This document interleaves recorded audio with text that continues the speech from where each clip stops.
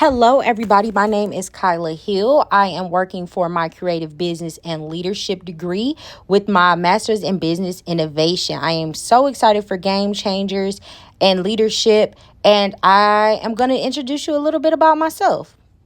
So, I am from Detroit, Michigan, the city of hustlers, also known as Motor City.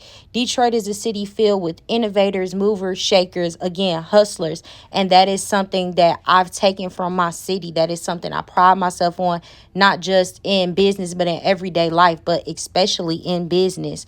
Right. So I'm just able to understand what needs to be done, how it needs to be done. And I've got that from Detroit. Even though I've been here since sophomore year of high school, I am definitely blessed that I've been able to go to undergraduate at Georgia State University and now have an opportunity at SCAD and take that Detroit flavor and put it right into Atlanta.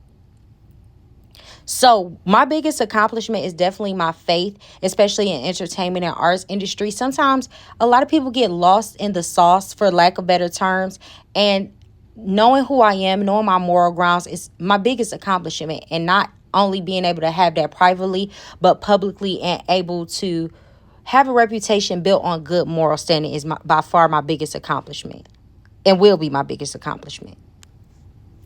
There wasn't one picture that could encapsulate all that I want to do. I definitely want to own, I want to be a serial entrepreneur owning multiple different conglomerates and assets. But this is Sid from Black Sugar, and one of the things that she just embodies is her knack for understanding culture and pushing the narratives forward, and especially wanting to own my own media outlet and be a media executive, and having great artists come to me and being able to push their stories forward, and not only be able to push it but cultivate a safe space and a good platform where they can push it out and know that they're being supported and that somebody really understands their vision. And I feel like Sid embodies that while also maintaining her coolness, her flyness, and still, again, knowing the culture, understanding the culture, and knowing how to cultivate and care for it.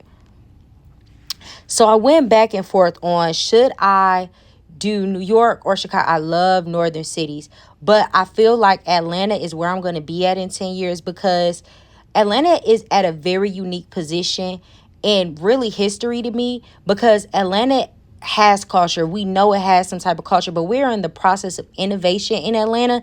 And how many times in history can you say you were right there at a pivot of a city, and especially a city of Atlanta that has such great culture already and great community already, but now you're bringing this northern flavor down, you're bringing this industrialized vision really from the north down here. I would love to see what that looks like in 10 years. I would love to see the fruits of my labor and the work I'm doing in the underground art community and media, and where that takes a turn as far as independent artist goes. I'm excited to see where that goes, and I feel like only in Atlanta will I be able to fully understand it. Granted, I want to travel, I want to do all those things, but Atlanta will definitely be my home base in 10 years.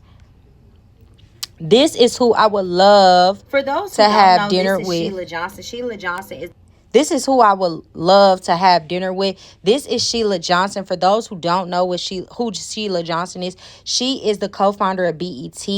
She just encompass, again, just something I'm so passionate about. My culture is something I'm so passionate about, and that she's been able to build something that is gonna outlast her and that has legacy behind it. And she is actually the first Black woman billionaire in America. She also owns the Salamander Group, which owns multiple properties across the East Coast, where she does different African American film festivals, different food shows. Just something just I admire so much, and how she's still able to be cool and also be true to her culture, while also pushing this style of living that you don't often see when it comes to my community. This picture is from my undergrad experience when I worked on Black Student Alliance as an executive board member. That taught me so much about what true leadership is, especially when you're at the starting point of so many leaders, great leaders, and you're getting them at 18, 19 years old. So who they are right now, they're in the process of being molded. Yes, it was difficult. Yes, it was hard.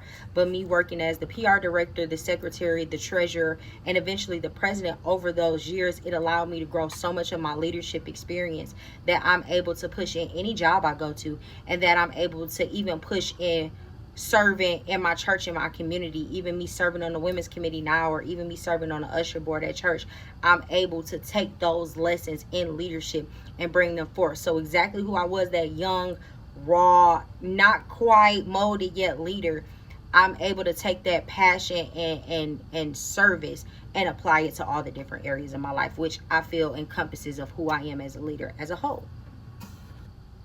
Thank you guys so much, and I cannot wait to go through this semester with you all. Have a blessed one.